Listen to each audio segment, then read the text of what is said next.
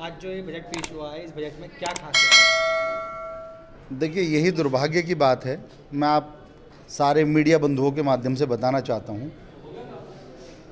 कि यही दुर्भाग्य की बात है कि आज के बजट में सचमुच जो सत्ता में बैठी हुई पार्टी बीजेपी है, उसके खुद के पार्षदों ने कह दिया कि जी इस बजट में कुछ भी नहीं है, जनता के हित की कोई बात नहीं है, सफाई कर्मचारियों के लिए कोई बजट नहीं है, कोई प्रोग्रेस की कोई बात नहीं है, रेवेन्यू के लिए कोई बात नहीं है। आज बजट पेश होने के बाद भी आज सुझाव लिए जा रहे हैं। अरे भाई, ये सुझाव अगर आपको लेने ही हैं तो कम से कम इस बजट से पहले लो। जनता के जब चाहत होती है काम करवाने की, उस काम को करवाने के लिए तब सुझाव लो। बजट पेश करने के बाद सुझाव लेने का कोई औचित्य नहीं है। इनके खुद के पार्षदों ने कह दिया, चेयरमैन साहब ने खुद मान लिया कि हाँ भाई, इस बजट में कोई खास नहीं है, लेकिन फिर भी चर्चा बनती है, चर्चा का विषय तो करनी पड़ेगी।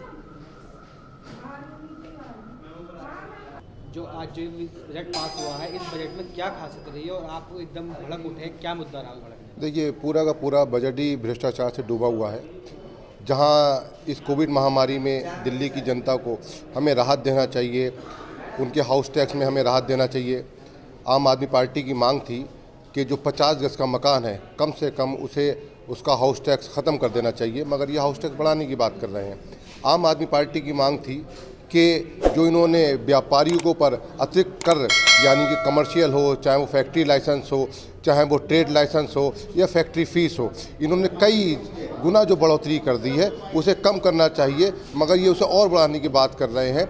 ये हर तरह से दिल्ली की जनता का शोषण करना चाहते हैं, मगर आम आदमी पार्टी जब इस तरह की आवाज़ उठाती है और हम जब इस तरह की आवाज़ उठाते हैं तो फिर ये हमें अपशब्द पे उतर जाते हैं, कभी मुल्ला, कभी और इससे ज़्यादा मतलब जाति सूचक शब्दों का इस्तेमाल करते। और आज भी इस हाउस के अंदर ये हुआ कि पाकिस्तान चले जाओ, कि अफ़गानिस्तान चले जाओ।